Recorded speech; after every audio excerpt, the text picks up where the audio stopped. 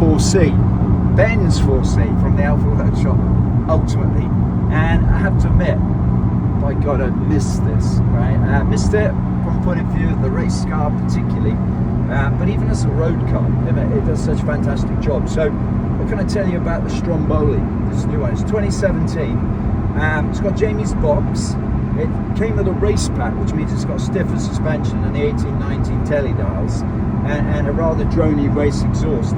But the one thing it's missing that it's going to have ASAP is the Alpha Workshop front geometry kit. Given the fact that it's done 13,500 miles, I have no idea how the previous owners managed not to fire it through a hedge, because it's just insane. If I take my hands off the wheels, which I'd rather not do, the slightest little camber, and it darts around on the road. Providing the road's dead straight, of course, like a billiard table, you're okay, but it actually wants to fall one way or another.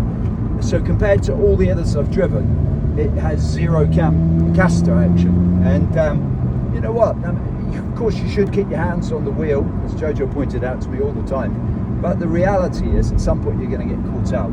So its first port of call in a couple of weeks when I go offshore is to the Alpha Workshop. I'm going to leave it with the boys. In all other respects, it's a superb car. The Stromboli Grey is an absolutely beautiful colour. But the best part is to be back on board the 4C. These are exceptional cars.